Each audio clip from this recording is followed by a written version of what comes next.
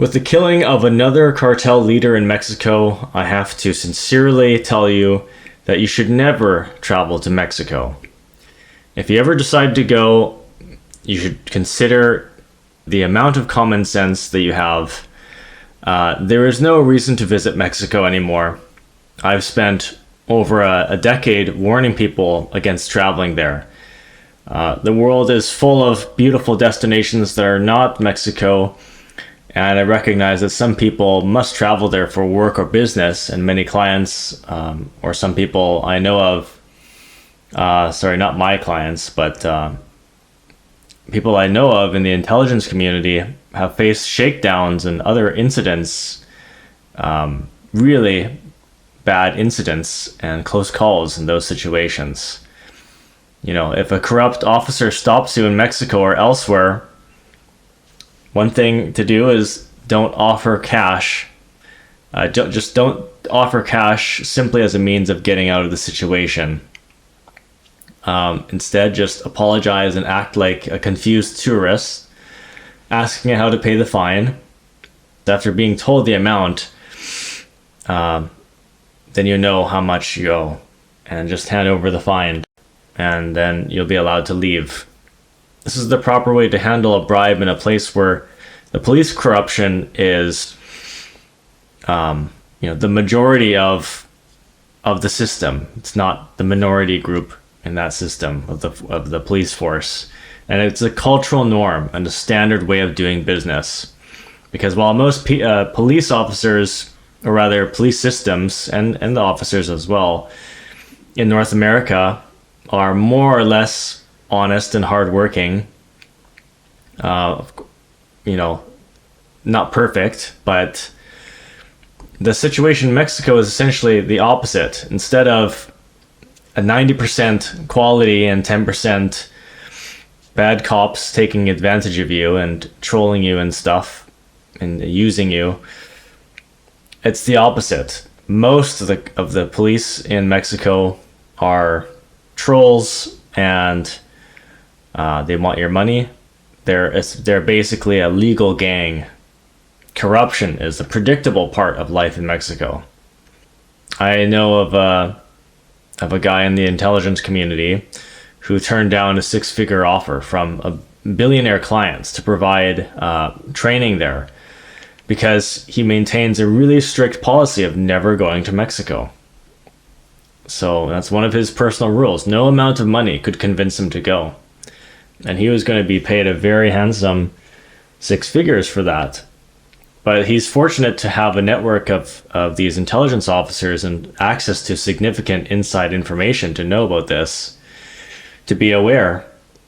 And if most people truly understood the dangers of Mexico today, then even beyond what's reported in the news, they would never travel there. It's simply not worth the risk. And while cartel violence is obviously targeted towards other cartels or the military or the police, tourists are not necessarily safe. Even if cartels don't target you specifically, petty criminals will. Because who are you to them? Americans, Canadians? From the moment you arrive and are identified as an American or Canadian by your appearance or your voice, or being watched and under threat. This guy only got hired to help him out with these kinds of consulting because he was robbed and attacked in Mexico. His client was, and these accidents have happened many times. So criminals are assuming that Americans, they speak good English, this first world country, they're wealthy, right? Whether they earn $30,000 per year or $3 million a year, it looks the same to them.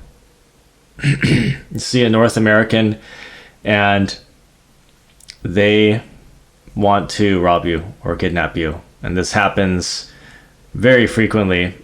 So I strongly advise against traveling to Mexico under any circumstances.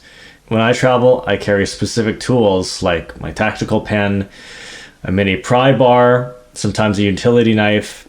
I also carry paper maps and maintain a list of essential phone numbers, including those for the embassy and consulate and contacts back home. Since modern reliance on digital devices is making people develop the habit of not remembering their numbers or not trying to memorize numbers. So I recommend manually writing them down and keeping the list with you in case of phone failures. That brings me to my next point.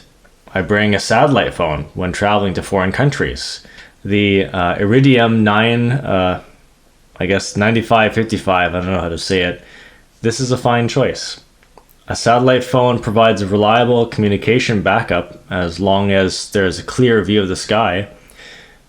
So this is vital if cell service is unavailable. I also advise against relying solely on local SIM cards. Anyway, regarding finances, I recommend carrying at least $300 in both the local currency and Canadian or US dollars, depending on where you're from, which one you are. This money should be split up rather than kept in one place. So I'll cite an example of a client who was asked by an officer how much cash he had. And when the client said he claimed to have $600 on him, the officer said, well, that's funny because that's exactly how much the fine is. So this is absurd. To avoid this, use a travel belt positioned underneath and below your waistband or belt at the 12 o'clock position. This is like a bag that sits underneath your pants over top of your underwear. It's hidden.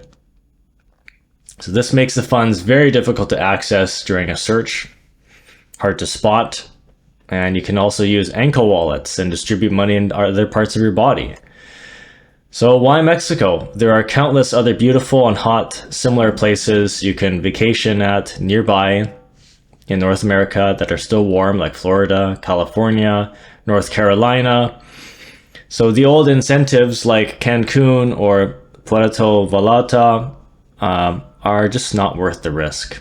The current danger of visiting Mexico is comparable to walking through downtown Chicago or Baltimore in the middle of the night.